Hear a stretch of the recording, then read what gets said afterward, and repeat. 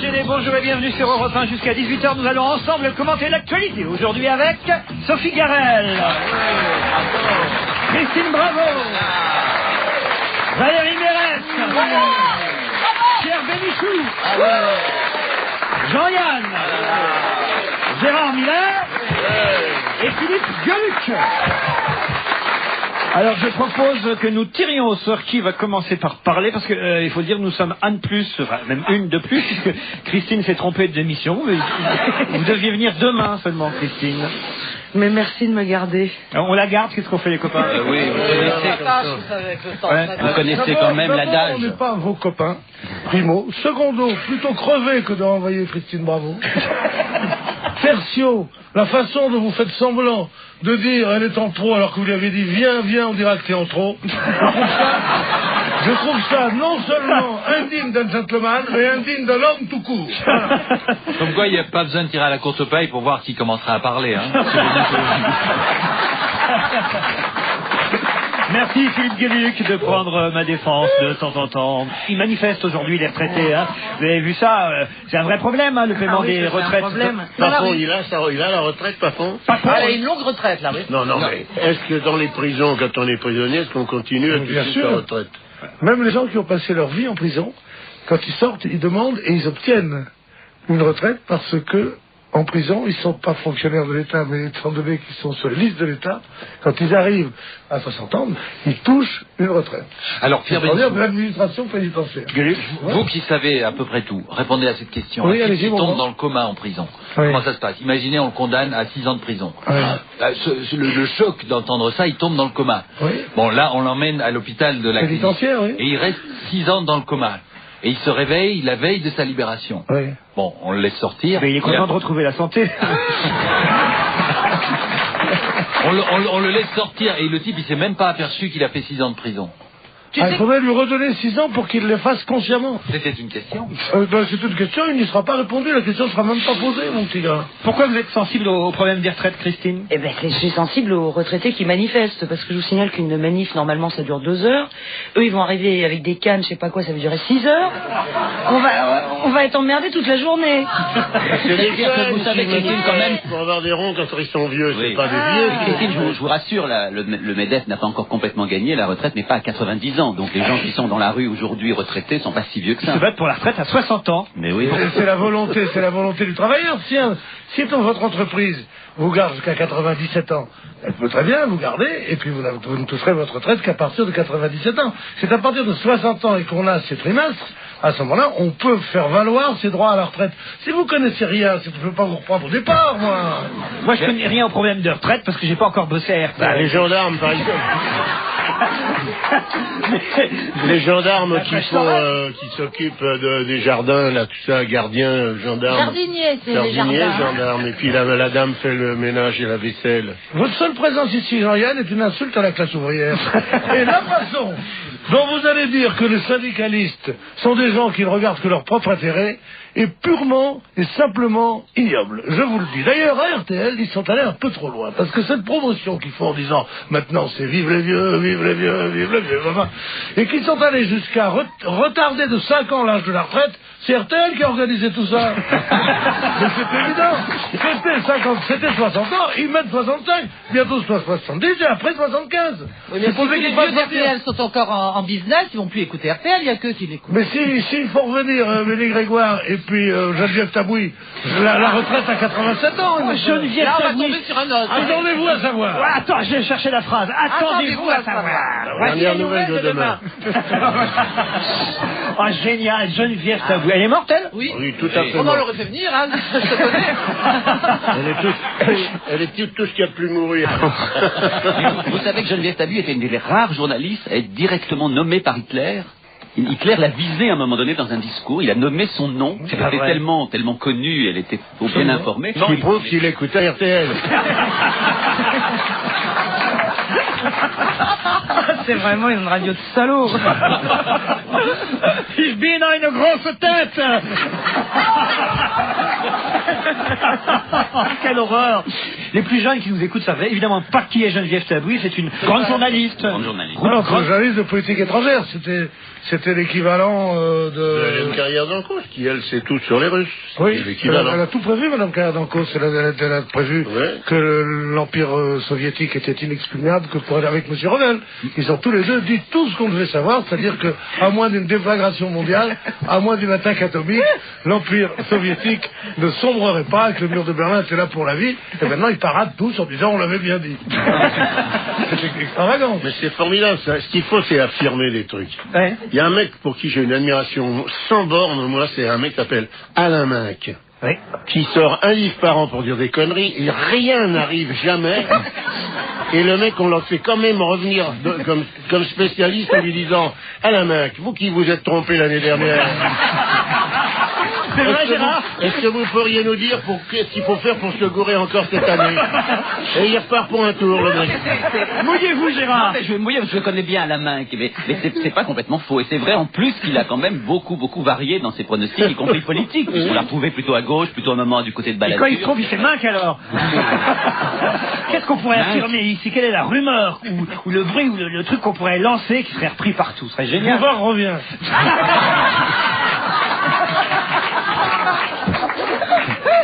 Il y a longtemps qu'il n'avait pas fait autant d'allers-retours. Ouais. Simplement à RTL, ils avaient un peu remonté la cloche de la porte. Il a pas réussi à rentrer. Oh merde alors. Mais nous, on a des métiers géniaux où on n'envisage pas la retraite, puisque tant qu'on peut écrire et parler, on peut bosser. Oh, moi je parle dans ma cuisine, peinard, personne m'embête, j'ai pas besoin de mettre 2 kilos de maquillage et de faire tranquille. Demain, dès l'aube, à l'heure où blanchit la campagne, allez.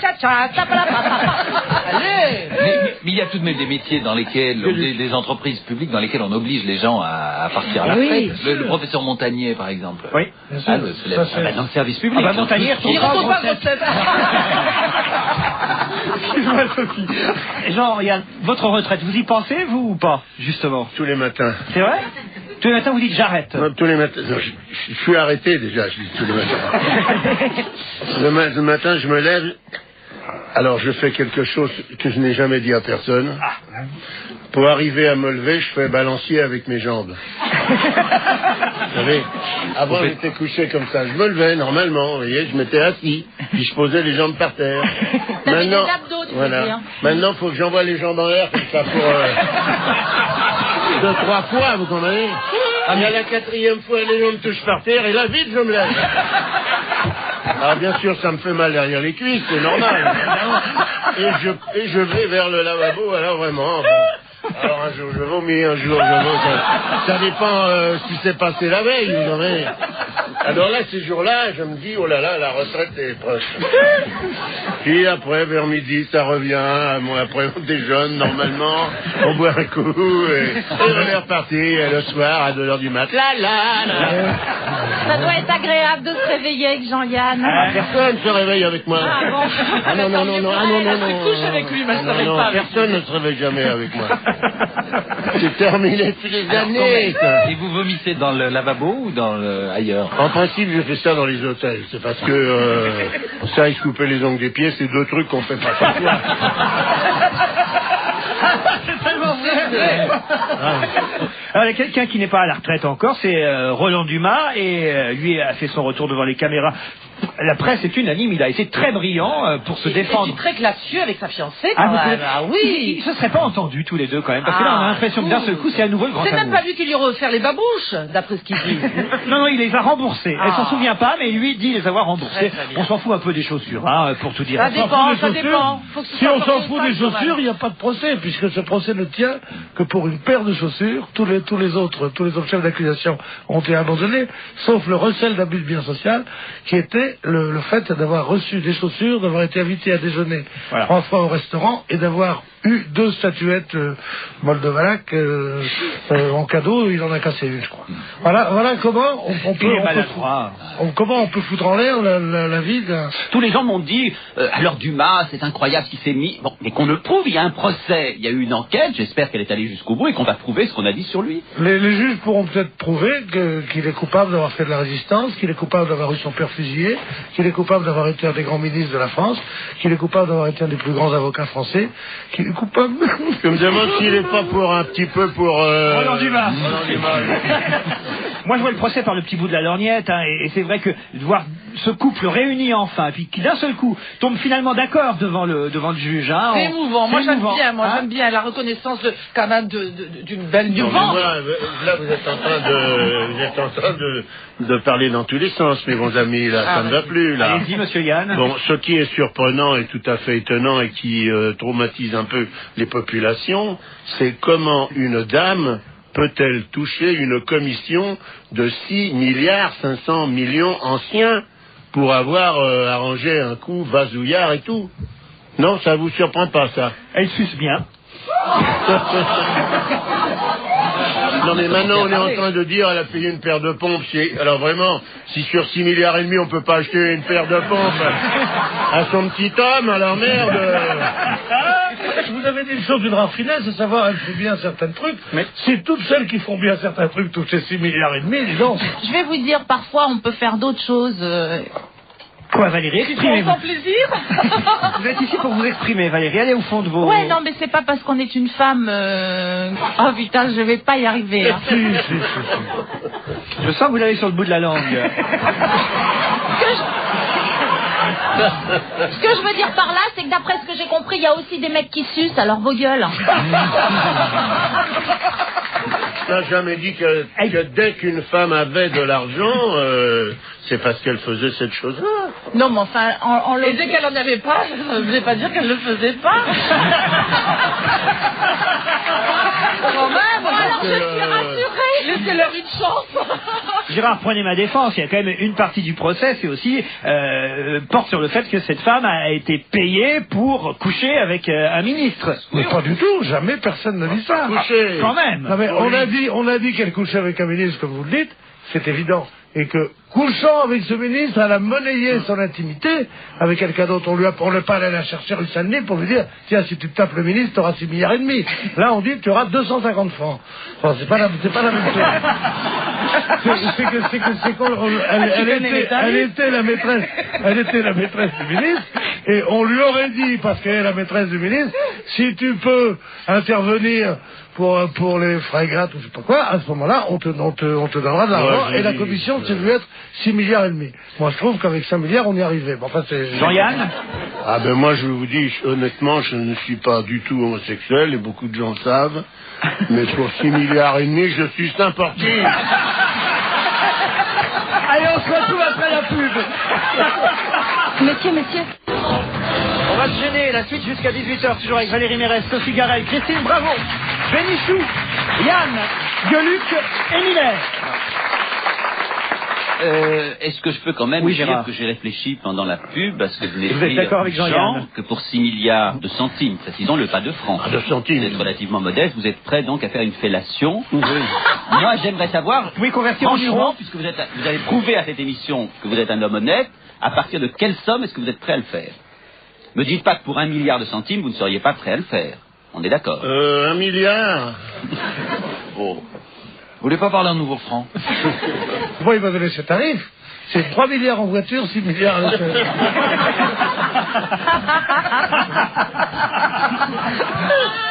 Ah, vous êtes informé, vous dites donc. Mais il connaît tout. Mais tu rigoles, tu connais le prix. 250 balles, tu connais non, tout. mais je connais pas les prix parce que je m'intéresse à mon époque. Allez, on change de sujet si vous le voulez bien. On passe au tennis avec évidemment un match important. Demain matin, 4h50, 2 tennismen français vont s'affronter en demi-finale. Ça veut dire qu'il y en aura un en finale. Pourquoi on les fait lever si tôt? Ça se passe en Australie. Oui, mais enfin ça ne change rien. Non, mais c'est à 4h50 chez nous. Attendez, excusez-moi, mais s'ils sont en Australie, pourquoi on les fait jouer à 4h50 chez nous? Autant qu'ils n'aillent pas en Australie, alors. Parce qu'on vit sous la botte australienne il y a longtemps, je veux te le dire. C'est 2 Français. Deux Français. Oui, deux Français. Arnaud Clément et Sébastien Grosjean. J'ai le papa de l'un d'eux au Ils téléphone. peuvent pas faire un match ici, chez eux, en France Ensemble. C'est vrai. Et puis en plus, moi je ne me lèverai pas, sais-tu pourquoi? Non. Parce que je ne veux pas voir la France massacrer la France. Il est temps que toutes ces querelles cessent et qu'on revienne à une réconciliation nationale. N'empêche Pierre Bénichou que si vous regardez ce match, au moins, et ça vous arrive pas souvent, il y aura une victoire française. Eh oui. Vous n'allez pas dire du mal de la France chez nous, Qui vous avez accueilli, hein? qui vous a accueilli, parce qu'on peut vous mettre dans le TGV comme rien. Monsieur Grosjean au téléphone, Jean-Pierre, le papa de Sébastien Grosjean. Et vous n'êtes pas en Australie? Non, Et vous regrettez? non. Non. Bien sûr que je l'aurais su à l'avance qu'ils soient en demi-finale, peut-être qu'on aurait envisagé, mais là, bon... Sauf que s'il va en finale, vous avez le temps d'y aller encore en Australie. Oui, non, mais vous savez, s'il va en finale, donc je voudrais rester sur... Ah. Mettez une pièce. En tout cas, lui, c'est le papa de Sébastien Grosjean, qui a été le premier qualifié français pour la demi-finale hier. Le deuxième, c'est Arnaud Clément, que vous avez vu, alors, torse nu sur le court, envoyer ses chaussettes, ses chaussures, son t-shirt dans le public. C'était un pari qu'il avait fait avec son coach, de se foutre à poil sur le court de tennis si il se qualifiait. Écoutez, comme Jean-Yann, je crois pouvoir avoir des témoignages de mon hétérosexualité, mais j'étais un peu ému quand même. Quand je l'ai vu nu sur ce cours, j'ai dit, pourquoi tu as abandonné le sport, mon Pierrot? Ah oui, toi tu ferais ça gratoche alors. 6 milliards, on t'a dit. Monsieur Grosjean est revenu, bonjour. Voilà. À nouveau. Vous avez regardé aussi le match de celui qui va être l'adversaire de votre fils, Arnaud Clément? Oui. Ouais. Vous l'avez trouvé bon? Ah, très bon. Mais de toute façon, c'est un bon garçon. Hein. Il a un tennis qui est merveilleux. Là-dessus, il se ressemble un peu avec mon fils. Donc. Ils sont très copains tous les deux, hein? Ah oui, oui, absolument. Oui. Il y en a un de Marseille, l'autre d'Aix-en-Provence. Oui, ils sont pas loin de, sont à côté, quoi, disons. Bon. Et alors, à votre avis, le pronostic, les journaux sont plutôt en faveur, enfin, pensent que le gagnant, ça va être Arnaud Clément, c'est-à-dire pas votre fiston. Ça vous rend triste? Non, pas du tout. Vous savez que dans ces cas-là, comme on dit, l'outsider, c'est toujours ce qui crée la surprise. Mais bon, comme les journaux, bon, ils pensent ce qu'ils veulent. Moi, je pense que le meilleur gagnera, le plus fort dans sa C'est notre tête. avis aussi. Pierre Bénichou. Je voudrais vous poser une question, parce que on n'a pas souvent l'occasion d'avoir un père de champion. Maintenant, surtout qu'il faut tellement de préparation, et prendre les gens si jeunes et leur faire avoir une discipline particulièrement stricte. Comment ça s'est passé pour vous avec lui? Vous êtes professeur de tennis? Vous êtes dans le tennis vous-même? Non, pas du tout. Moi, j'ai joué au ballon. C'est le football, votre truc. De personnes. Oui. Mais mon fils était skieur avant d'être tennisman.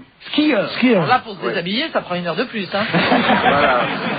À quel âge il a décidé, vous avec, qu'il serait professionnel de tennis?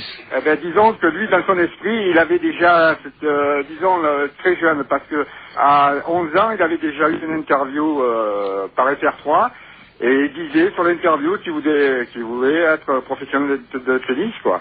Donc, dans son esprit, il avait déjà ça dans la... Et vous avez essayé de l'en dissuader pour qu'il ait un métier plus sûr, parce que dans le tennis, il y a beaucoup d'appelés et peu d'élus. Non, moi, je l'ai poussé pour la bonne raison que moi, à mon époque, je me débrouillais très bien au ballon et mes parents n'ont pas pu faire le sacrifice, quoi. Donc, comme j'ai vu que je te débrouillais très bien au tennis, je lui ai donné sa chance. Donc voilà ce que c'est qu'une interview. Merci beaucoup, monsieur. À vous, Ruquier. Alors d'accord, je vais poser les mêmes questions. Moi, je le fais à la Nelson Montfort. Do you think that your son is very good for the sport? Oh là là. Oh là là. Va te rhabiller, va. Non, moi, j'ai une vraie question. Il paraît que quand il a démarré au tennis, on a dit qu'il était trop petit et trop gros, votre fils. C'est vrai? Ben, disons que, étant donné qu'il faisait du ski, il était petit, un peu boulot, oui, c'est vrai. Mais vous savez, c'est pas parce qu'on est petit et un peu gros au départ qu'on n'a pas le droit d'essayer de faire... Bien sûr, c'est pas parce qu'on est boulot qu'on peut pas en faire son travail. Voilà. Ben, vous savez quoi? On va espérer... C'est Pierre Bénichou, il a beaucoup d'esprit, oui. En tout cas, ça plaît. Ah non, mais je n'en doute pas. Vous allez regarder le match demain à 4h50, vous allez vous réveiller? Non, moi je regarde jamais les matchs. Hein. Je vous l'ai dit, je sais pas si je vous l'ai dit à vous. Non, vous l'avez dit au journaliste de France Soir. Voilà. Voilà. Vous le regardez après. Une fois que le match est terminé, on vous donne le score et vous regardez après. Voilà, c'est ça. Ah oui, vous avez peur d'envoyer des ondes négatives tellement vous avez peur? Non, je n'ai pas peur. C'est que, disons, mon estomac se noue, vous voyez. Donc, moi, si j'avais un fils qui était champion, j'arriverais pas à regarder les matchs à partir des huitièmes de finale. Oui, ça je comprends tout à fait. Imaginez alors les parents des champions de boxe. Voilà. Quand il y en a qui se fait massacrer dans le... On vous remercie, monsieur Grosjean. Je vous en prie. Et on souhaite bonne chance à votre fils et aussi à Arnaud Clément, que le meilleur gagne, comme vous l'avez dit. Je pense qu'ils le méritent tous les deux. Hein. Parfait, merci. Il y en aura un en finale, en tout cas. Voilà. Alors ça... Quand je vois, Pierre, la façon dont vous vous conduisez avec nous, qu'à chaque fois vous voulez être plus drôle que nous, que vous êtes en... Regardez ce que c'est vraiment, que ce père, que c'est sportif, que le meilleur gagne, il laisse les choses se faire, ils sont pas comme vous tout de suite, à vouloir absolument être le meilleur. Et vous êtes là. Mais je reprends ce que vous avez dit, monsieur Gueluc, tout à l'heure, les pères de champions de boxe. Ouais. Ils sont beaucoup plus durs que cela. Mais il dit, je vais te regarder, puis t'as intérêt à prendre un gant de toilette dans une main et un plumeau dans l'autre. Hein. Faut y aller, hein. Si t'as le trac, faut quitter ce métier. C'est pas vrai. Encore un combat, il te reste dedans, qu'est-ce que t'en fous? Mais oui, c'est ça. Qu'est-ce qu'il y a, Christine? Non, ils ont pas de parents. Comment les ça? boxeurs. Ils seraient pas parents s'ils seraient pas boxeurs, sans ça. C'est comme moi, Matador. Hein? Mes parents, avant de mourir, ils m'ont dit ne va jamais affronter le taureau. Et puis, j'y suis allé quand même parce que j'avais pas de parents. Vous avez fait Matador. Ça fait mal? Ça dépend des taureaux, ça dépend des places. Je vais te mater, toi, tu vas voir. Avec plaisir. Quand elle te mate, t'adores. Qu'est-ce qui vous arrive? C'est sorti comme ça. Après ça, je prends ma retraite. Je voudrais, moi, souligner la solidarité féminine autour de cette table. Moi, je trouve ça formidable. Je sais pas si vous avez pu voir ce qui s'est passé, mais c'est pendant que vous racontiez cette histoire, il y a un petit mot qui s'est passé de Sophie Garel à Christine Bravo, et je peux vous dire ce qu'il y avait écrit sur ce petit mot. Mais pourquoi tu regardes? C'était écrit ta braguette. Car Sophie, qui est l'élégance même, a remarqué que Christine Bravo était foufou dans l'air dans ce studio, alors que quand même elle affiche Monsieur Propre sur son t-shirt. C'est un très joli nom pour une actrice porno. Et vous avez mademoiselle Love Amour, mademoiselle Machin, mademoiselle Foufou dans l'air. Vous n'aviez pas remarqué, vous, Pierre? Non, parce que je suis poli, que je ne regarde pas dans les endroits intimes, et que justement je regarde. Moi, ce sont les yeux qui m'intéressent. Pas du tout les braguettes, comme certains. C'est vrai, et d'ailleurs il a raison. Ménichou, comment vous êtes aperçu de ça, vous, Sophie? Non, mais parce qu'elle s'est un petit peu débattue, et que j'ai vu. Pas du tout, parce qu'elle la regarde. Et Sophie, elle regarde toujours les gens en profondeur. Voilà. Et je sais ce qu'elle pense désormais. Vous en seriez aperçu, vous l'auriez prévenu, vous, Jean? Pardon? C'est une question essentielle que je vous pose. Vous seriez aperçu de ce petit détail vestimentaire sur Christine, est-ce que vous l'auriez prévenu? Qu'elle avait sa braguette ouverte? Ouais. Ça n'a pas d'importance, les dames qui ont leur braguette ouverte. Ah, voilà. Où est le danger? Voilà. Donc vous l'auriez pas dit? Même pour 6 milliards de centimes. Non, mais pour 6 milliards de centimes, je dirais n'importe quoi sur n'importe qui à n'importe quel moment. Allez, je vous emmène aux États-Unis justement, enfin plus particulièrement plus au sud des États-Unis, à Cuba. Ah oui, c'est bien les États-Unis. Ça, je vais vous dire franchement, ça va même faire plaisir à Monsieur Bush. Ça, et vous allez comprendre pourquoi justement. C'est parce que États-Unis, non, mais c'est parce que l'information relie les deux pays. Vous allez comprendre. Fidel Castro a indiqué qu'il espérait que George Bush n'était pas aussi bête qu'il le paraissait. Et je trouve que c'est assez étonnant de la part, évidemment, c'est Castro, mais quand même, être aussi franc dans une déclaration par rapport à un président fraîchement élu, je trouve ça pas mal quand même. Moi je trouve que c'est formidable, ça serait bien si c'était un président portoricain ou philippin qui lui dépend complètement de l'Amérique. Lui c'est un ennemi juré de l'Amérique depuis longtemps. Il dit le pays de l'impérialisme, le pays de la barbarie, le pays de tout ça. Il dit que le président qui soit pas aussi bête qu'il en a l'air, c'est déjà une belle insulte, hein. C'est déjà gentil, moi je trouve. Ah bon? D'habitude, il dirait ce monstre est aussi ignoble que les autres. Là, il dit peut-être qu'il n'est pas aussi bête. Ça ne me gêne pas du tout, votre exemple était mal choisi. Bon. Tu trouvais ça dans Libération? Moi, j'ai reçu un email le jour où il est arrivé à la Maison Blanche, c'est vrai. Bush, qui circule absolument dans toute l'Amérique, où alors il y a marqué quand vous aurez reçu cet email, tapez sur machin, on tape, et on a une Santiago, une botte texane avec un coin de chapeau et des bagages qui sortent. Slack. C'est le Texan qui balance Clinton. Et tout le monde se renvoie ce truc-là. Il doit y avoir à peu près, je sais pas combien, 50 millions d'emails qui se... Vous savez, comme les trucs quand on disait, si vous renvoyez pas ça, vous allez être la chaîne. Moi, je voudrais, à propos des chaînes, vous interroger justement parce que le courrier qu'on reçoit, c'est vrai que tout le monde a reçu ça une fois. Si vous ne renvoyez pas cette lettre, il va vous arriver malheur. C'est détestable. Vous faites quoi, vous? C'est détestable. C'est une sorte de manipulation. Je refuse. Oui, je sais poubelle. pas. Oui, poubelle. Pas de menace, pas de chantage. Mais c'est comme Dieu. Moi, j'y crois pas, mais je veux quand même croire un peu parce qu'on sait jamais quoi. Non. Si jamais il voit ou quoi. J'ai toujours Non, pas. là, je te rassure. Oh, j'en sais rien. Non, j'en je sais te dis rien. Dieu, alors, non, mon cul. Et Là, je suis mais formel, c'est là. pas loin d'être Dieu. Non, c'est vrai. Je dis ça en tant qu'esthétique, comme vous avez remarqué, je suis très proche de l'esthétique. Et Monsieur Yann, que j'ai connu quand il était jeune, avait l'un des plus jolis culs de Paris, il faut bien le dire. Dans le temps, ça n'a rien à voir avec la Il y a sexualité. toujours, si dans le temps j'avais un très joli cul et un beau ventre. Maintenant mon ventre s'arrondit, mais mon cul est le même. Mais ça se perd au milieu de tout ça. Il a vu contente pour Sophie. C'est ce qui m'embête dans cette émission, c'est que parfois il y a des sujets sur lesquels j'ai vraiment pas d'avis. Par exemple, je suis désolé. Hein. Et ben on se retrouve après le stage de 17h.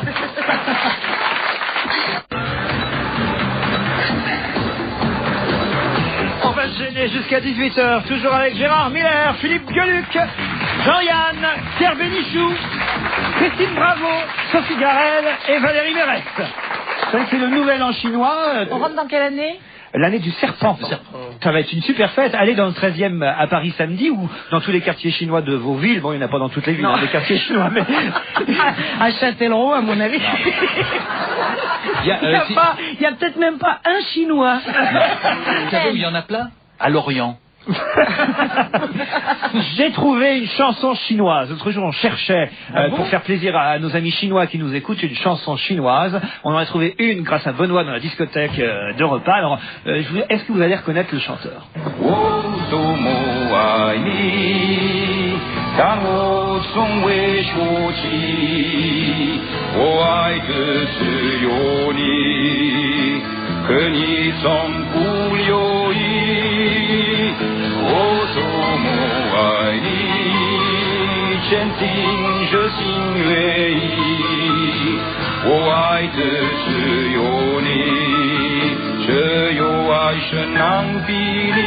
C'est chouette, hein? Ah oui, on comprend tout.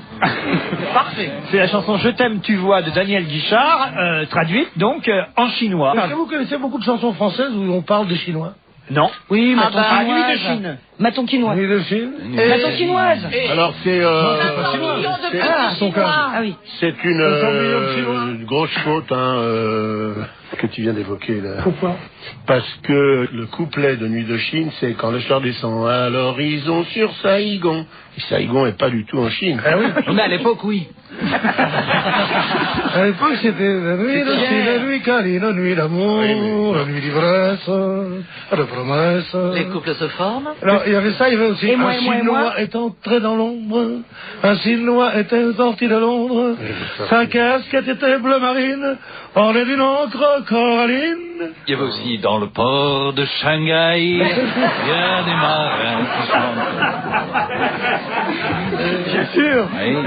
J'aime pas qu'on se moque d'Amsterdam parce que c'est une des villes les plus rigolotes du monde. C'est vrai? Ouais. Pourquoi? Parce qu'on rigole Et toute par la journée. exemple, c'est vraiment, non, mais c'est bien. On fume des trucs qui rendent les yeux tout rouges et Vous ça savez fait rigoler. qu'à Amsterdam, il y a des marins qui se tordent le cou pour mieux s'entendre rire. Je sais pas si... D'ailleurs, il pisse comme je pleure sur les femmes Ah infidèles ouais, dans le ouais, port d'Amsterdam. Il rame et alors. Georges Brassens et Jacques Brel, Pierre Bénichou. Non, Il a parce qu'il attaqué y a les des paroliers Beatles. géniaux, comme Trenet, comme Gainsbourg. Le plus grand, c'est Géo Cogé.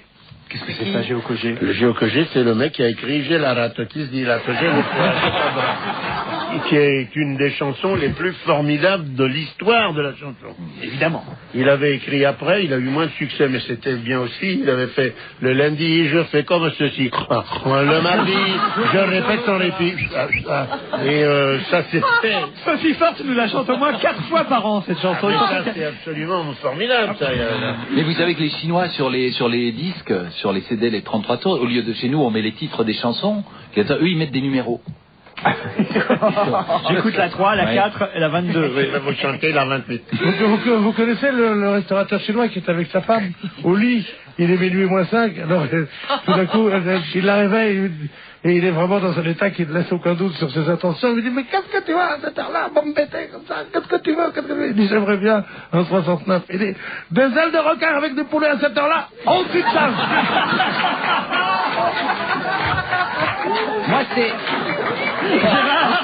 Non mais, Pierre, c'est vrai que je suis fasciné en général par la mémoire. Et je me demande dans quelle partie de votre mémoire vous réussissez à garder les blagues. Parce que moi, je n'arrive les chansons, pas. les blagues, les textes. Mais t'as qu'à te regarder, de me regarder, tu verras pourquoi. Moi j'ai une nature riche, moi. Moi, je gagne peut-être moins d'argent que toi parce que je psychanalyse moins les gens. Mais ma nature est riche. Ça suffit pas. Voilà.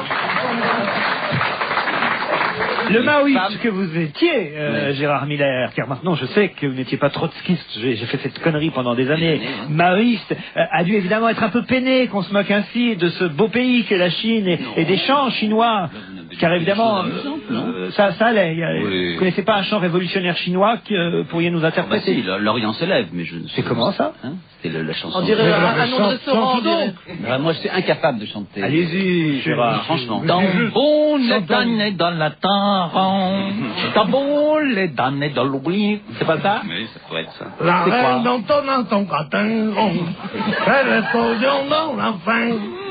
Du bassin, faisons table ronde, le 22. Non, comme on ne reconnaît pas Bénichou, je précise que c'est lui, c'est pas moi qui viens de chanter. On croirait Mylène Farmer. Mais alors, attendez, ôtez-moi d'un doute. Nuit de Chine, nuit câline qu'on a évoqué tout à l'heure n'a aucun rapport avec Maton Kiki, Maton Kiki, Maton Kiki. Non, c'est... Maton Kiki, c'est... Je rappelle ma petite bourgeoise. Maton Kiki, Maton Kiki, Maton Kiki. Non, mais c'est moi qu'elle aime le mieux. Et alors sur la Chine, parce que vous croyez à tort que je suis un inconditionnel, on peut renvoyer au dernier rapport d'Amnesty International qui souligne qu'il y a eu 1800 exécutions capitales en Chine actuellement. C'est le chiffre de 1998, un an.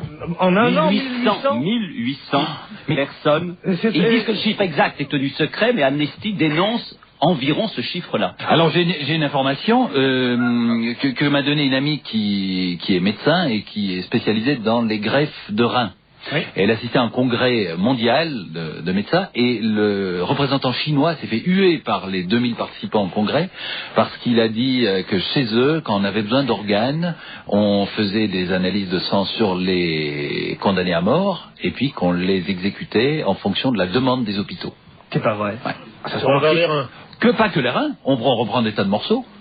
Des yeux, des foies, Chez les Chinois, c'est pas très intéressant. Oui, mais c'est pour greffer sur des Chinois. D'après ce qu'on me dit, moi. C'est emmerdant parce qu'ils sont bridés, t'as l'air con après. Quelle horreur! Imaginez le greffer de la main avec une... Bon, si c'est les deux qui sont jaunes, ça va, mais s'il n'y en a qu'une des deux, tout de même ça. C'est vrai. Enfin, ça aide à reconnaître la gauche de la droite, tout de même. Mais comme tu manges bien avec tes baguettes depuis ton opération, bah oui, je sais pas, c'est venu comme ça. Enfin, arrêtez! Mais, écoutez, c'est la vie. Et c'est le nouvel an chinois. Oui. Accordez-leur de passer un nouvel an sans... Non, Rigaud, il disait ça. Soyons gentils avec les Chinois, parce qu'ils pourraient nous filer des coups de pompe dans le cul. Et comme ils ont beaucoup plus de pompe qu'on a de cul...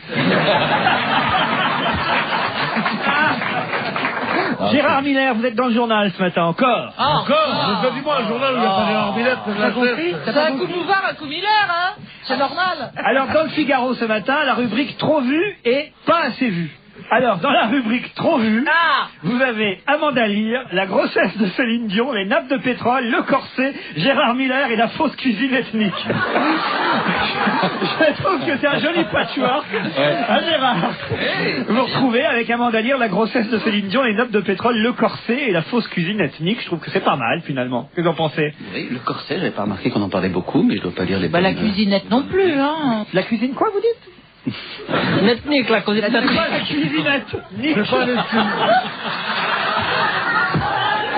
Ah non, mais cette fille, elle est dans un état, messieurs, dames. Qu'est-ce que vous pensiez que c'était? Mais depuis qu'elle Une petite kitchenette, quoi. Parce que...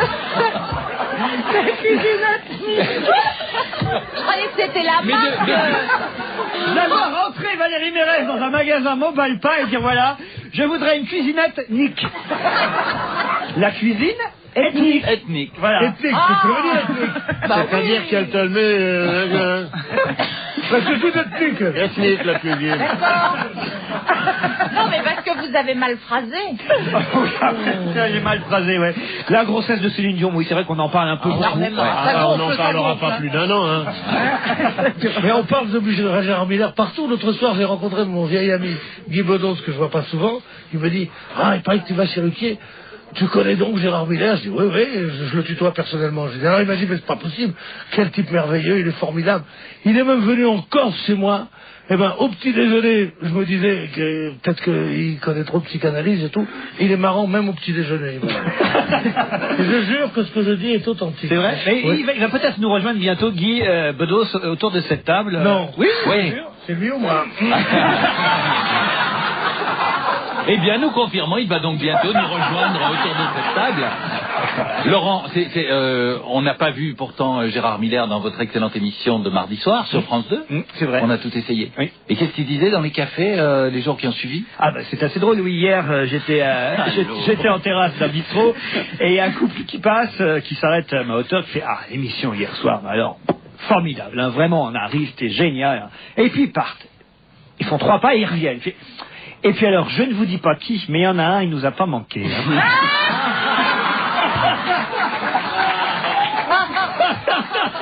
Je ne vous dis pas qui. Je ne vous dis pas qui, mais... J'adore ça. Alors je le dis à tous les journalistes, à tout le public qui s'interroge, au cas où ils ne l'auraient pas remarqué depuis le début de la saison, Gérard Miller et Philippe Gueluc alternent dans l'émission, une émission après l'autre, et ça n'a aucun rapport avec ce qui s'est passé avec Jean Montaldo la dernière fois. Et vous savez ce que cette ordure de Gérard Miller a osé dire? Non. Parce que régulièrement... C'est mot. Régulièrement, non mais c'est affectueux dans ma bouche, ces ordures. Comme tu le sais. Connard, vas-y. Alors, parce que quelquefois, sans doute, on ne sait pas pourquoi, parce que chez De Chavannes c'était peut-être moins des sujets moins cul. Vous faisiez une audience supérieure les fois où Gérard était là. C'est vrai. Et à chaque fois, il me disait le lendemain, il a dit, t'as vu, quand je suis là, on fait des meilleurs scores. Et mardi dernier, nous avons fait des meilleurs scores que De Enfin Chavannes. avec vous. Oui. Et vous savez ce que Gérard m'a dit? Non. Oui, mais il dit, c'est parce que les gens s'attendaient à ce que je sois là. Et le pire, c'est qu'il le pense vraiment. Non, le pire, c'est que c'est exact. Allez, on se retrouve après la pub. Jusqu'à 18h, toujours avec Bénichou, Yann, Miller, Gueluc, Garel, Bravo et Mérès. Alors tiens, parlons de Madame de Fontenay et de Maître Varro, à qui... Quel rapport? Maître Varro défend une Madame de Fontenay, épouse de Fontenay, qui a porté plainte contre Geneviève de Fontenay parce qu'en 1954, Geneviève Mulman, c'est son vrai nom, c'est vrai, a acheté ce pseudonyme de Fontenay. Elle le raconte dans son livre, Dono. Oui, elle s'en est jamais cachée. Jamais cachée. Sauf que hier, c'était au tribunal de Nanterre, en audience civile, la patronne des Miss France, Madame de Fontenay, était appelée pour usurpation d'identité. Et c'est Maître Varro qui défend la plaignante, c'est-à-dire l'autre Madame de Fontenay qui se plaint que son nom était ainsi volé. Alors moi, je vais lui dire à Maître Varro que... il déconne, parce que des De Fontenay, j'en ai une tapée, moi. Ah oui? C'est pas un titre qui appartient à une seule personne. Le Geneviève de Villemorin s'appelait Geneviève de Fontenay, c'est pour ça qu'on a fait la pomme de terre Belle de Fontenay. Ouais, et puis... C'est que les Miss sont des dauphines, il y avait c'est pas comme si on s'appelait, par exemple, les mecs qui s'appellent 14. Oui, d'accord, à ce moment-là, je veux dire. Et puis le mec s'appelle Louis Boulard, je voudrais m'appeler Louis XIV, alors là, évidemment, il y a usure pure. Laurent, mais... Ce n'est pas un vieux généalogiste comme vous que je vais rappeler que pour changer de nom, il faut que, quand on choisit un nouveau nom, il faut que tous les propriétaires de ce nom, enfin tous les gens qui s'appellent par ce nom-là, soient d'accord. C'est-à-dire que on publie au journal officiel le nom. Et en général, s'il n'y a pas une plainte dans un délai assez court, un refus d'une personne qui s'appelle comme cela, à ce moment-là, on a le droit de s'appeler comme ça. Et la plupart du temps, pour ne pas avoir ce genre d'écueil, on change l'orthographe. Fontenay, par exemple, si jamais les Fontenay ne voulaient pas, on s'appelle Fontenay, F-O-N-T-E-N-E-T, par exemple. Oui. Sans ça, tout le monde s'appellerait Montaigne, Pascal, Descartes... Ou Bénichou. Enfin voilà, Maître Varro est occupé entre libérer Papon et essayer de condamner Madame de Fontenay parce qu'elle s'appelle en fait Mulman. Alors là, vraiment, et si on échangeait, si on mettait Madame de Fontenay en prison et Maurice Papon à la direction des musées, je vais vous dire... Attends, c'est pas lui qui va porter le chapeau. Ça ne me semble pas, cette histoire de nom avec Maître Varro derrière, ça ne sonne pas très bien. Dans la série, alors, faisons un peu d'érudition, ce qu'on appelait l'onomastique, c'est-à-dire l'étude des noms, oui. Eh bien, sous Pétain, non, l'onomastique, sous Pétain, sous Vichy, il y avait des chaires d'onomastique, mais je vous dis pas à quelle heure. Hein. Il y avait des chaires d'onomastique où justement on épluchait un peu les noms des gens. J'essaye de faire un peu de culture, Laurent. Laurent nous dit des choses très intéressantes. Oh là là là. Non, je veux savoir. L'onomastique. Non, j'ai expliqué que l'onomastique, pendant la guerre, sous l'occupation, il y avait des chaires d'onomastique. On étudiait justement les noms pour essayer de débusquer des gens qui n'étaient pas d'authentiques français, pour essayer de repérer l'origine juive des gens. Oui. C'était une discipline tout à fait puante que on ce dit pas l'onomastique, mais l'onomatique, mon cher. C'est mastique, l'onomastique. Oui, l'onomastique, c'est... Parce que si l'homomastique, ça doit faire horriblement mal. L'onomastique. Moi, je mettais un S, mais vous avez peut-être raison. Il réclame 500 000 francs de dommages et intérêts à Madame de Fontenay pour l'autre Madame de Fontenay. Et il réclame 1 million pour Papon, ce qui est beaucoup plus farce encore. Oui, exact. Papon non seulement doit sortir, mais qu'on lui doit 1 million de dommages et intérêts. Il va perdre. Moi, j'étais confrontée à ce genre de problème. J'ai eu un jour une petite affaire qui est allée jusqu'au tribunal avec Sophie Darel. Et ah oui? Et oui, parce qu'effectivement, il y avait quasi homonymie. Et finalement, elle s'appelait Josette Trottier, moi Lucienne Garcia, donc ils ont laissé tomber. Attendez, ça m'intéresse. Qui portait plainte contre l'autre? Une petite histoire de quoi t'as eu avec Darel? Avec Darel, ben justement. Non, mais d'homonymie. Oui, mais moi... Toi, tu es homonyme, elle ne nous avait pas dit. Elle fait je suis séduisante et tout. Oui, mais moi, c'est pour pas cher. Et attendez, c'est elle qui portait plainte contre vous? Je ne me souviens plus, mais en tout cas... Ah, Sophie! Parce que ce sont les avocats qui se sont emparés de l'affaire. Oui, je crois que c'était elle. Parce que elle n'était pas contente que vous appeliez Sophie Garel, oui, ça alors qu'elle s'appelait Sophie Darel. Ça faisait ombre à sa carrière. Moi j'ai une trentaine de Pierre Bénichou dans la lumière du téléphone. Il y en a plein. Et il y en a un qui est journaliste.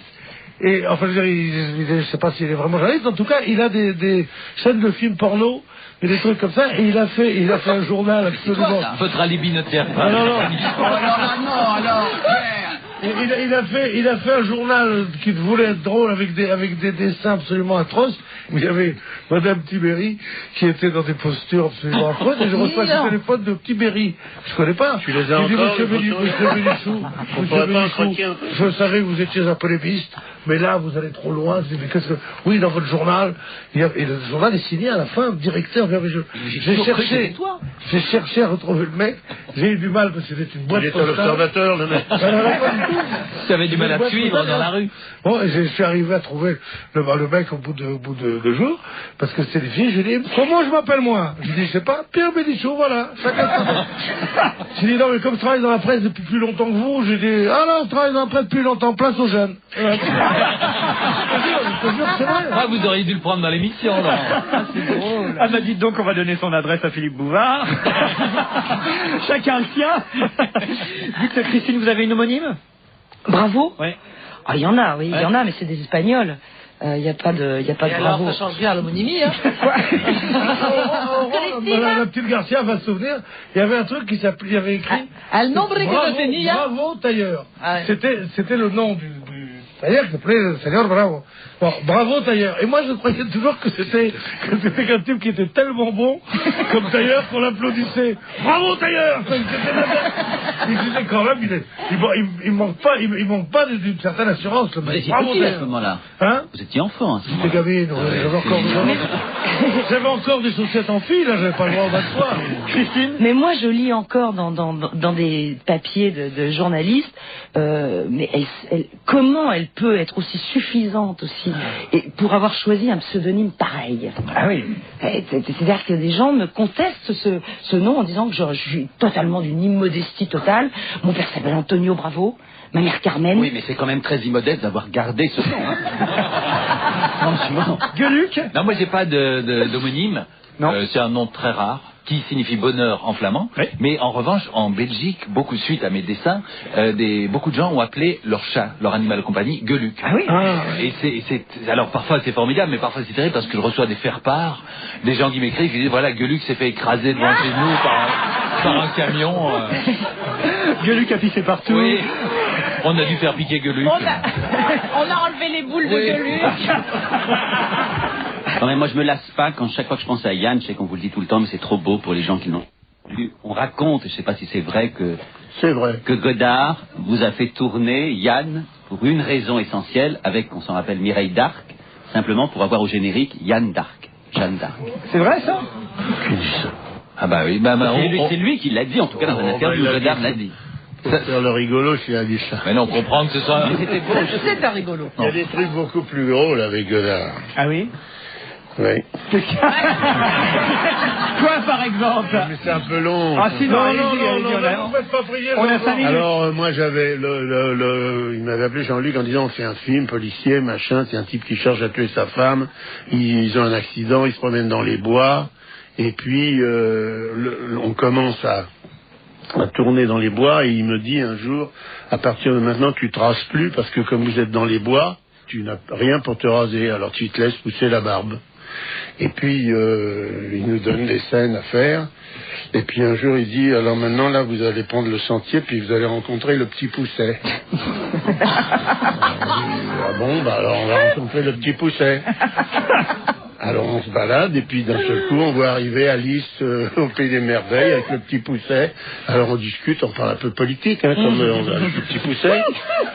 Et le lendemain, moi j'avais un gala à faire, parce qu'on m'avait demandé de présenter un truc. Évidemment, je me rase, je m'habille, et puis je présente le truc pour être bien propre. Et j'arrive le lundi matin, j'avais pas un poil de barbe. Et il prend une colère, il me dit, alors qu'est-ce que c'est, ça n'existe pas, t'es dans les bois, la barbe a poussé, où est-ce que t'aurais trouvé un rasoir?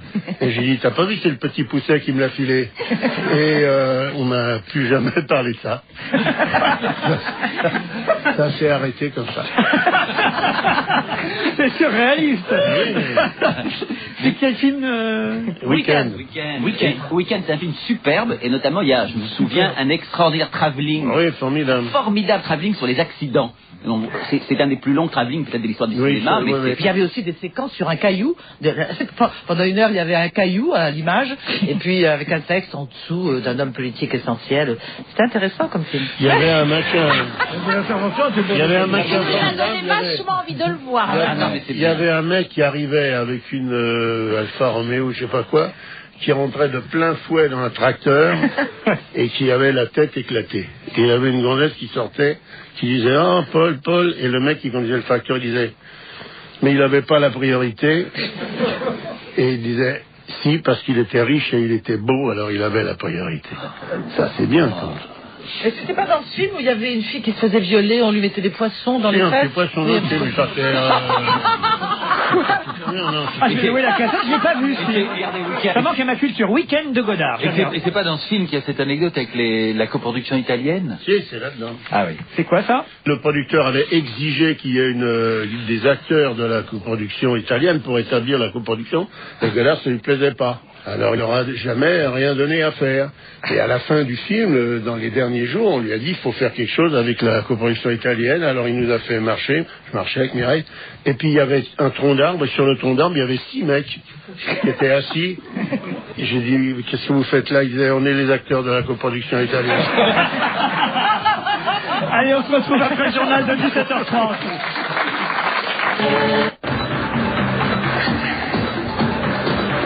On va se gêner jusqu'à 18h, toujours avec Valérie Mérès, Sophie Garel, Christine Bravo, Philippe Gueluc, Gérard Miller, Jean-Yann et Pierre Bénichou.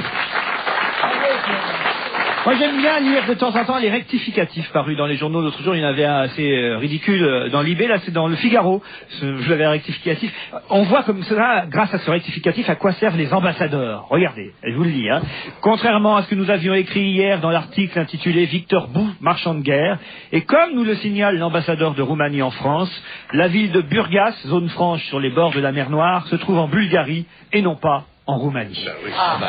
Voilà. Ça, je trouve c'est bien de rectifier comme ça une petite erreur parue dans un journal. Surtout si tu le dis, parce que personne ne l'avait lu. Hein. Évidemment. D'ailleurs, on me parle rectificatif dans les journaux, on met précision. Ce que je trouve formidable, on ne le fait plus maintenant, mais avant on mettait précision. On disait, monsieur Paul Dupont n'a pas 36 ans, il en a 24, il n'a pas tué sa femme, il est au contraire lauréat de la faculté de médecine, et on met précision.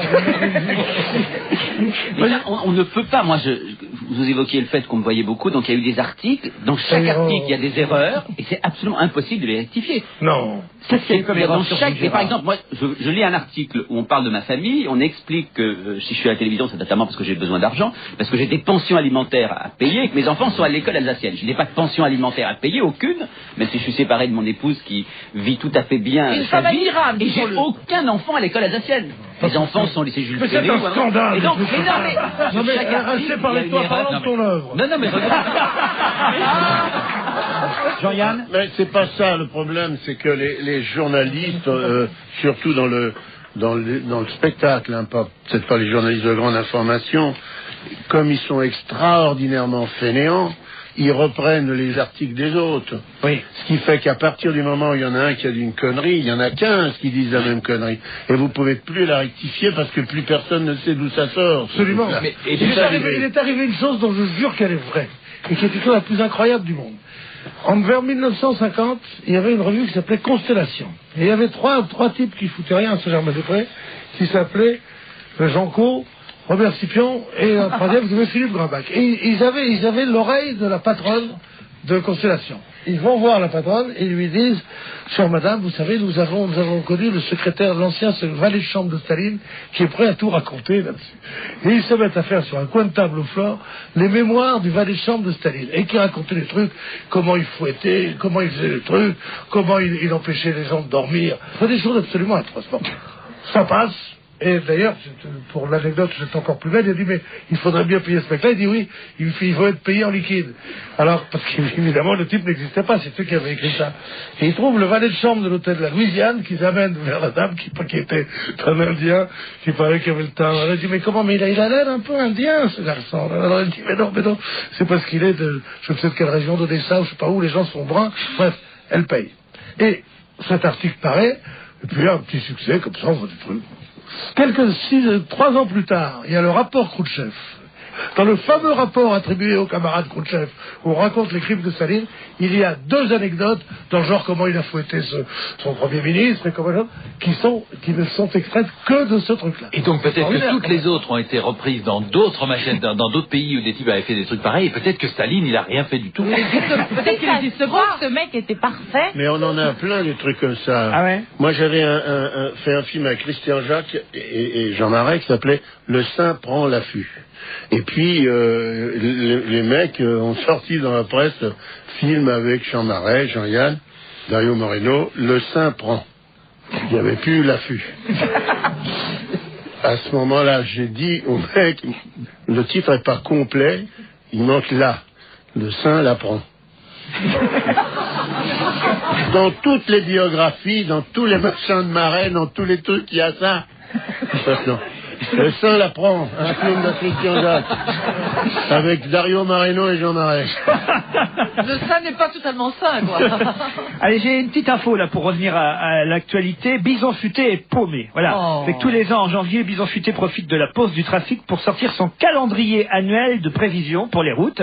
Et là, ça va plus. Parce qu'avec les 35 heures, l'essor de l'avion, la journée de 4 jours, les vacances scolaires qui changent tout le temps, les habitudes... Les RTT. Voilà. Eh bien, Bison Futé ne peut plus prévoir quoi que ce soit. Alors, Bison Futé est paumé. Ils vont être obligés de revenir aux méthodes anciennes qu'ils avaient abandonnées il y a maintenant plusieurs années, méthode qui consiste à faire des sondages, une méthode onéreuse, ça faisait 20 ans qu'ils en faisaient plus, des sondages sur tous les automobilistes pour savoir quelles sont leurs habitudes, quand ils comptent partir et tout.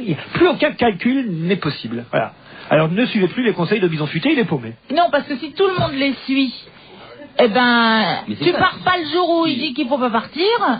Alors à ce moment-là, moi je me dis, ben je pars, parce que de toute façon tous les autres ils vont pas partir. Ah oui, ça c'est suivre les conseils du Bison paumé. Et comme ça, tout le monde part en même temps. C'est une connerie. Il y a Jésus Futé aussi qui a dit vendredi sera un jour maigre. Ça va pas marcher du tout. Jésus Futé. À propos de la route, il y a eu moins de tués sur les routes, nous dit-on. Jean-Claude Guessot, Pavoise, sauf que les associations de victimes de la route disent, bon, les chiffres, on leur fait dire ce qu'on veut. Par exemple, il faut savoir que dans les chiffres que nous annonce le ministère des Transports, on serait qu'il y a moins de tués, mais le chiffre des tués ne compte que les blessés décédés après 6 jours. Ouais, et pas les empoisonnés.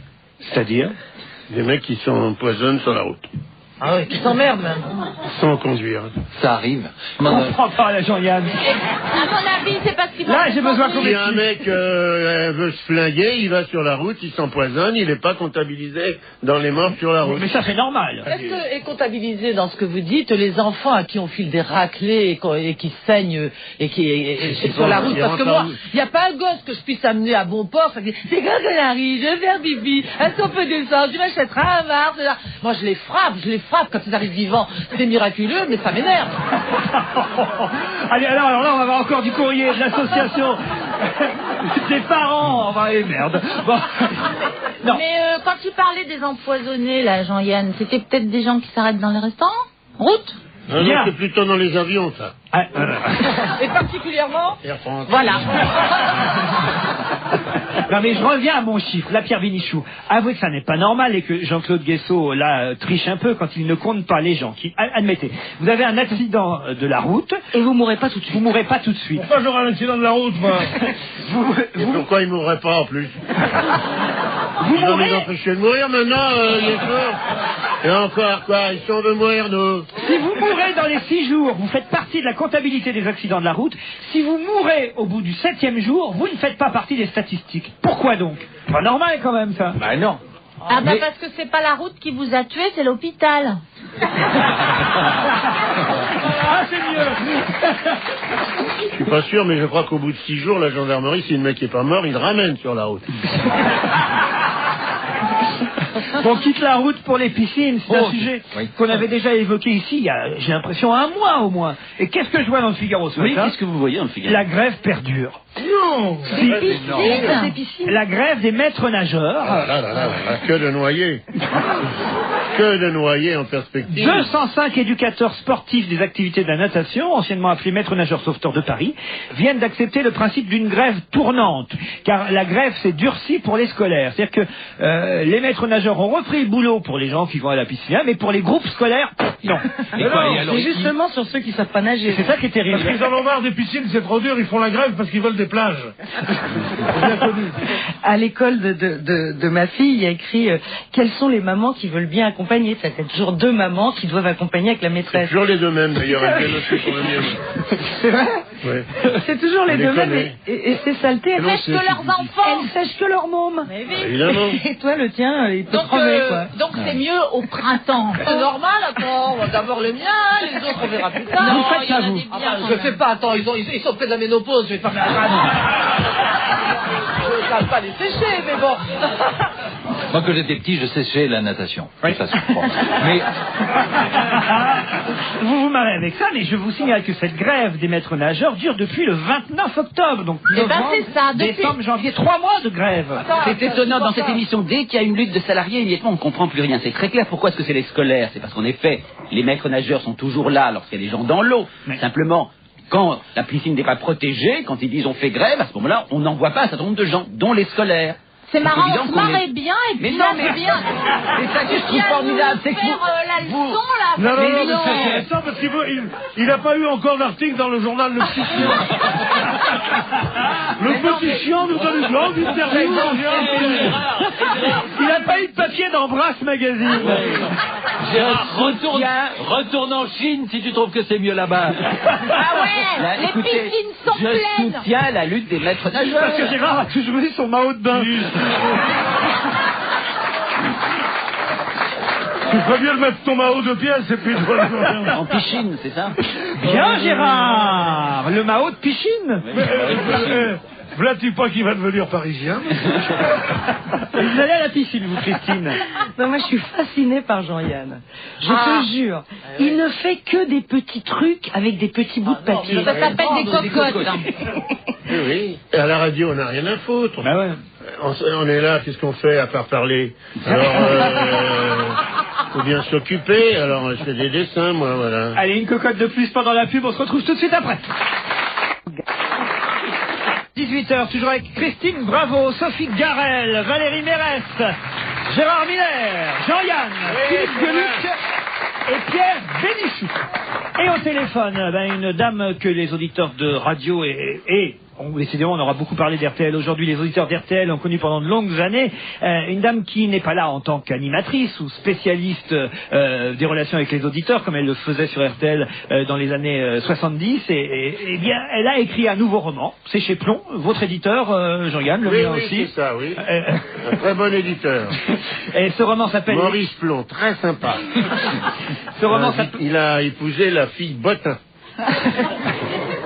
Ça s'appelle Les Dames de la Loire, le nouveau roman de Ménie Grégoire. Ménie Grégoire que nous avons au téléphone. C'est vous qui appelez, tiens, pour une fois, Ménie Grégoire, bonjour. Bonjour. C'est vous qui êtes au téléphone, j'ai l'impression. C'est ma Il y a copine. plein d'amis à moi autour de vous, ça Mais c'est oui, absolument. Absolument. Ménie Grégoire, Merci. bonjour, quel est votre problème? Excellent. Mon problème, c'est que je ne suis plus jeune. Et que je vieillis. Oh là là. Et c'est un problème. Oui, mais les Alors autres donnez-moi aussi, un Ménie. truc, vous qui savez rire de tout, rions un bon coup de la vieillesse. J'aimerais. Ben, c'est ce qu'a fait Bouvard, hein. Non, ne me faites pas parler de Bouvard, surtout pas. Ménie Grégoire, vous avez encore un article ce matin dans Libération à l'occasion de la sortie de ce livre. Alors c'est vrai qu'on s'intéresse tout autant à votre roman, mais nous on va en parler parce que Sophie Garel, ici présente, l'a lu pour nous. Ah, merci Sophie. Ah bah écoutez, ça avec plaisir, ma petite Ménie. Je vous ai écouté pendant de nombreuses années. Maintenant, je vous lis. Et puis voilà, si vous avez 5 minutes, on mange une endive. Hein. Mais comment Vous avez expliqué que Sophie, vous avez fait les pubs pendant l'émission de Ménie. Ah oui, dans mes longs couloirs à RTL, quand on savait plus quoi faire de mon grand talent, on me mettait chez Ménie Grégoire. Et je donnais l'heure et je disais sur la petite musique de nuit. Allez-y, faites-le. C'était pas si mal. Non, c'était pas si mal parce que j'étais en contact humain avec vous, Ménie, mais sur le plan valorisant, c'était discutable. C'est-à-dire sur le plan... Moi ou une autre. Oui, non, mais c'est vrai que bon, avec vous, j'ai eu beaucoup d'intimité, j'ai beaucoup d'anecdotes, mais sur le plan professionnel, c'était parfois un petit peu ennuyeux. Ça faisait comment, ça alors il y faisait avait et je disais, Ménie Grégoire, réponds à vos appels. Et c'est voilà, et après c'était Ménie qui enchaînait pendant 1 heure. De temps en temps, je glissais une petite lessive ou une autre bricole, mais bon. Alors, parlons d'abord du livre et puis après on pourra effectivement évoquer les souvenirs des copains présents ici. Les Dames de la Loire, un roman chez Plon, Sophie. Bon, c'est une fort jolie histoire. C'est une histoire qui se passe, qui couvre à peu près une bonne 50aine d'années. L'histoire d'une jeune femme qui vit du côté de Chinon, dans un milieu plutôt bourgeois. Et ça se passe aux environs de 1848-1850. Alors, ça, c'est une histoire d'amour, mais une fort jolie histoire où tout est propre, ravissant, fleuri, ça sent bon, on parle de bon... Il y a la guerre de 70. Oui, mais attendez, c'est en 70, ma chérie. C'était pas si rigolo que ça. Ceci à Jean-Yann. Laissez-lui raconter l'histoire. Oui. Écoutez, Ménie Grégoire, pour une fois, s'il vous plaît, écoutez les gens. Bah alors c'est une jeune fille dont on a arrangé le mariage comme ça se faisait assez souvent au siècle passé et qui a épousé un monsieur bien de sa personne, qui avait une jolie petite fortune et qui est un gentil garçon, mais avec qui il faut bien dire elle s'emmerde. Bon, elle fait 2 filles et puis un jour elle rencontre le grand amour, la grande passion. Alors là il se passe, alors effectivement tout ça, nous fréquentons le roi de Prusse et Napoléon III et Eugénie, on croise des gens de l'histoire qui ont marqué l'histoire et c'est vrai qu'à l'invasion prussienne au milieu de cette ravissante histoire d'amour, ce que je déplore un petit peu, c'est qu'effectivement on suit le livre avec beaucoup d'intérêt, c'est charmant, c'est un brin désuet, un brin démodé. Vous dites que ce matin, vous m'avez dit, répétez ce que vous m'avez dit ce matin, Sophie, ayez le courage. Bah, c'est-à-dire que moi, pendant de nombreuses... Tu es gonflé, toi, alors. Allez-y, Sophie, je suis prête à tout. Oui, non. Ben, c'est-à-dire que pendant de nombreuses années, alors que je vous côtoyais et que nous écoutions les confidences de toutes ces dames, tout ça tournait beaucoup autour de la liberté sexuelle, de la libération sexuelle et des problèmes de sexe. Et dans votre livre, eh bien, je sais pas comment elle fait pour connaître le bonheur, parce qu'elle n'enlève jamais son chapeau. Enfin, tout ça, c'est très très fluide. Elle se laisse déshabiller quand même. Oui, on n'a pas besoin de son chapeau, ni même d'être sans chapeau. Vous n'avez jamais... avec un chapeau, oui, mais parce qu'il était vite là. Non, mais on la déshabille. Je n'ai pas précisé qu'on enlevait son chapeau. Mais c'est parce que j'ai oublié. Ah. En fait, en gros, ce que veut dire Sophie, ça manque un peu de sexe. Voilà. Oui, ça manque de sexe. Et puis, c'est vrai que c'est un texte un petit peu démodé parce que la façon de parler sur le plan amoureux est un petit peu... moi, on m'a jamais dit ça. Le gars, il lui dit « Tu es ma paix, l'ombre douce de mes déserts, le baume de mes plaies, la clé de ma joie. » Moi, le gars dit ça, je mors de rire. Il faut savoir lire. C'est tombé sur des goujats, c'est tout. Il le disait à l'époque. Ménie Grégoire. Maintenant, on dit « Ah, t'es bonne ». Bénichou voulait dire quelque chose. Moi, je voulais dire à Ménie Grégoire que bien qu'elle raconte peu de choses sur la vie sexuelle de son héroïne, mais c'était pas son propos, elle a fait pour l'avancée de la condition féminine, pour la liberté sexuelle, beaucoup plus que toutes les chefs de garde, que toutes les professionnels de la psychanalyse, puisqu'elle n'était pas psychanalyste, mais qu'elle a, elle a cassé, mais je le disais pas. Elle a cassé le non-dit de toute l'activité sexuelle, de toute la liberté, tout ça, sur une radio où ça avait l'air d'être un truc pour les mémères, ça avait l'air d'un truc comme ça, et ça a eu une force énorme. S'il y a eu Dolto après elle qui est venu, c'est grâce à elle, et ça a été un précurseur absolument énorme. Il y a eu deux précurseurs, c'était Marcel Auclair, non Marie-Claire, qui était pour l'avortement et qui était la seule, et il y a eu Ménie Grégoire, qui était à RTL, et qui a fait entrer dans les familles la liberté de comportement des femmes. Voilà. Vous savez, je vous dis merci parce que je suis contente que ce soit un homme qui dise ça. Les femmes le disent, mais les hommes, qu'un homme me le dise, ça me fait drôlement plaisir. Christine, bravo. Mais moi, je suis d'accord, tout à fait d'accord avec Bénichou, c'est vrai. On sait pas, en fait, je savais pas que vous étiez allé, j'ai découvert ça dans le papier de Libé d'aujourd'hui, que vous étiez allé jusqu'en Suède pour rapporter des spermicides et des diaphragmes pour les femmes françaises. Pour les médecins, et pour les médecins français. C'est à un médecin que je lui ai d'abord rapporté ça. Parce que les médecins ne savaient pas. Vous dites, quand vous avez participé aux grosses têtes, car dans les années 80, vous avez participé aux grosses têtes avec Jean-Yann, vous dites, dans Libé ce matin, il se payait ma tête, et moi qui ne suis pas grossière, je savais pas quoi répondre. C'est vrai tout ça? Ouais? Oui, moi je dis toujours la vérité. Il se payait votre tête, vous trouvez? Ah oui, tout à fait. Et ce que je ne supportais pas, c'est qu'il se paye la tête de mon public. Ah. Moi, ça passait encore. J'étais là pour ça.